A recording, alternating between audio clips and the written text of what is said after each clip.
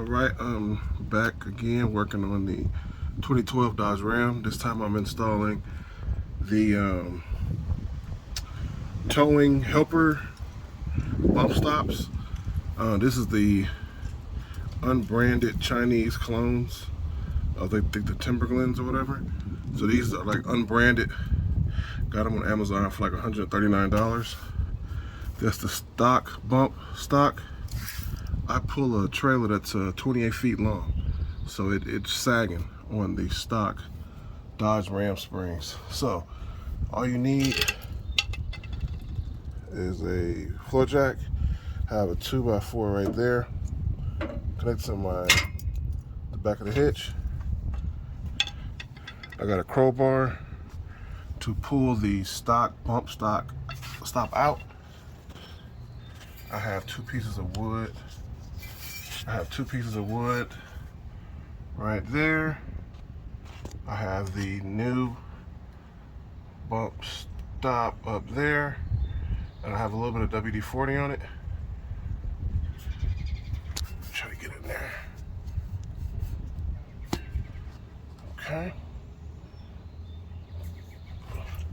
So all you do is pop out the old one and put the new one in. It's really quick.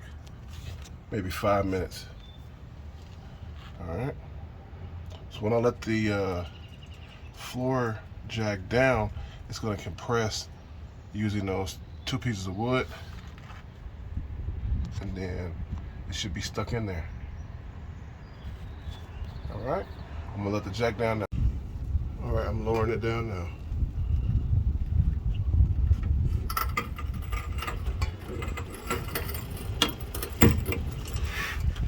Alright, so I had a little bit of difficulty. As crazy as that sounds, but I figured it out. This is a really easy install, but if you have a situation where they're loose, even after you put wood in there and you drop it down and compress them and they're still loose, you're gonna need to squeeze one more piece of wood under there, so that it barely even, you have to literally wedge. I had to wedge that third piece of wood up top and then drop it back down on it, and then I even press down on the frame like I'm doing right now so that it seats it. What happens is that when you get that additional wood in there, it literally presses this stop, it presses it fatter to the top, and it expands at the top, and that's what makes it seat. So you have to have some, you have to have a couple pieces of wood on there so that when you drop this back down, the weight of the truck sits on it, and with these pieces of wood, it presses the shock. It makes it fatter at the top. It expands, and that's what fills out that top part, and that's what makes it stick in there. So when you put these in, they should barely move when you wiggle them. That's how you know that they're pressed in. All right, so I have the aftermarket bump stop on, and the unloaded height is right at 38.5 inches. Getting ready to put a 28-foot enclosed trailer in it, so it should be about 6,000 pounds. We want to measure how far it goes down.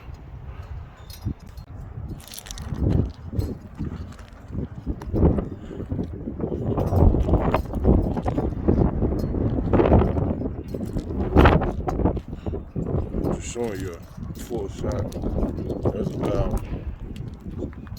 about maybe 6,000 pounds, and we dropped a little over 2 inches.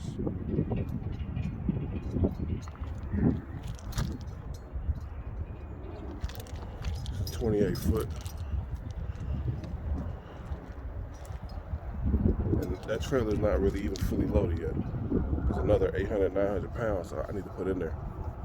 So I'm not sure if I'm gonna keep these on there.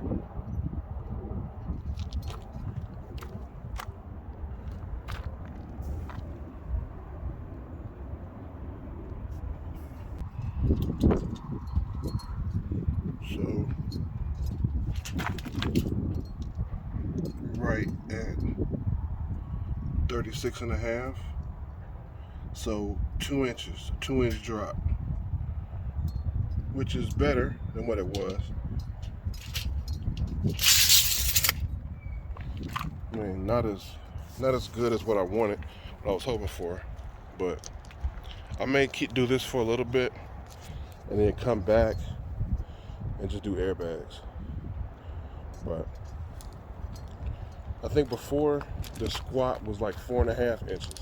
So yeah, this is a major improvement, but like I said before, you can feel these bump stops even when there's no load. If you hit a pothole or like a bump in the street, you will feel it. It's going to compress, and then those stops are going to hit and it's going to jolt it back up.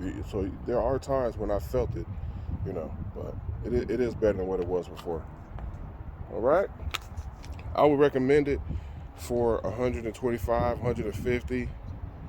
Anything over that, I would just go ahead and get the aftermarket air suspension for another $150 and just run that, because I think it'll be a better solution than this. All right, on to the next one.